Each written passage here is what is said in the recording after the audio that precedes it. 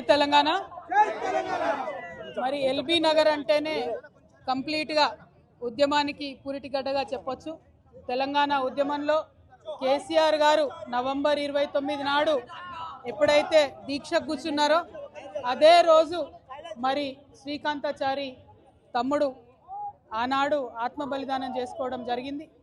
ఆ తర్వాత హాస్పిటల్లో ఉంచి తమ్ముడిని కాపాడుకునే ప్రయత్నం ఎంత చేసినా కూడా అది సాధ్యపడక డిసెంబర్ 3వ తారీఖు నాడు మరి తను ప్రాణాలు వదిలిన విషయం కూడా మనందరికీ తెలిసిందే.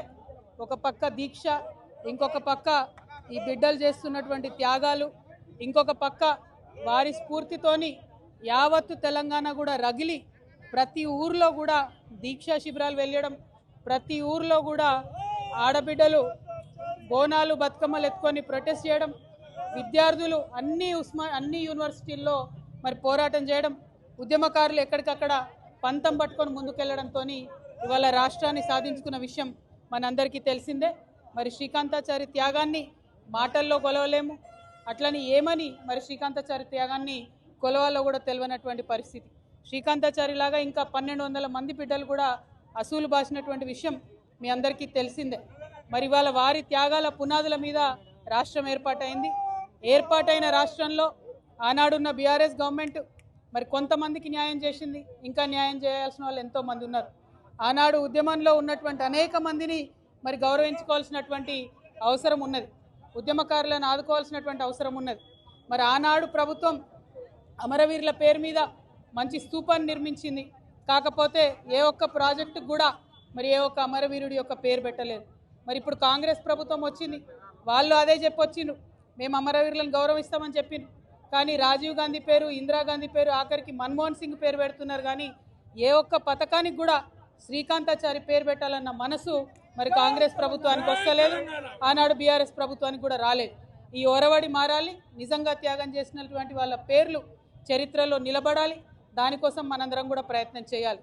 ఒక పక్క మన బిడ్డలు రాష్ట్రం కోసం మన ప్రాణత్యాగం మనం చేసుకుంటే, సినిమా యాక్టర్ అయిన పవన్ కళ్యాణ్ ఆనాటి నుంచి ఈనాటి వరకు మనకు వ్యతిరేకమే. ఇవాళ కూడా ఆయన మాట్లాడుతున్నాడు, తెలంగాణ నాయకుల దిష్టి కళ్ళతోని కోనసీమ పాడైందంటున్నాడు. మనం ఎన్నడూ దిష్టి పెట్టలే, కోనసీమ బాగుంది, కోనసీమ ఎట్లుందో అట్లా తెలంగాణ కావాలనుకున్నాం తప్పితే ఏనాడు కూడా తెలంగాణ బిడ్డలకు మనస్సు చిన్నగా ఉండదు, పెద్దగా ఉంటుంది, పెద్దగా ఆలోచిస్తాం. మేము ఇప్పుడు కూడా చెప్తా ఉన్నాం, పవన్ కళ్యాణ్ గారు మా రాష్ట్రం ఏర్పడి 12 సంవత్సరాలు అయింది. ఈ 12 సంవత్సరాల్లో మేము ఎప్పుడు కూడా ఒకటే మాట అన్నాం, జై తెలంగాణ జై ఆంధ్ర అన్నాం. తెలంగాణ ఎంత బాగుందో ఆంధ్ర కూడా బాగుండాలన్నాం. నేను ప్రత్యేకంగా లోక్సభలో నిలబడి ఆంధ్రకు ప్రత్యేక హోదా కూడా ఇవ్వాలని అడిగిన. మేము తెలంగాణ వాళ్ళం ఎప్పుడు కూడా పక్కోంది గుంజుకోవాలని చూడం, పక్కోడు బాగుంటే మా కళ్ళు మండయి, మేం బాగుండాలని కోరుకుంటాం తప్పితే పక్కవాడు చెడిపోవడాలని ఎప్పుడు కోరుకోలేదు. మా ఉద్యమంలో ఒకవేళ మేము అట్లా కోరుకున్నట్టయితే ఉద్యమ స్వరూపం వేరేలాగుండే. మా బిడ్డలు ఆత్మ బలిదానాలు చేసుకున్నారు తప్పితే ఒక్క పరాయి రాష్ట్రం వాడి వ్యక్తి మీద కూడా చెయ్యి ఎత్తలేదు మేము ఎప్పుడు కూడా. ఆ విషయాన్ని దయచేసి పవన్ కళ్యాణ్ గారు గుర్తుపెట్టుకోవాలి.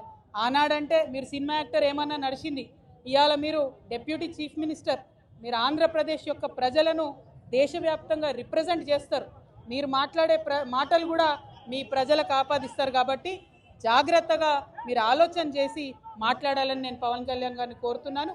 మరి అదేవిధంగా రాష్ట్ర ఉద్యమంలో అమరులైనటువంటి వారికి మరొకసారి మనస్ఫూర్తిగా నివాళులర్పిస్తూ ఉద్యమకారులకు సంబంధించి 250 గజాల జాగా, పెన్షను, అదేవిధంగా గుర్తింపు కార్డు ఏదైతే కాంగ్రెస్ ప్రభుత్వం ఇస్తా అన్నదో డిసెంబర్ 9 నాడు ఖచ్చితంగా అనౌన్స్ చేయాల్సిందే.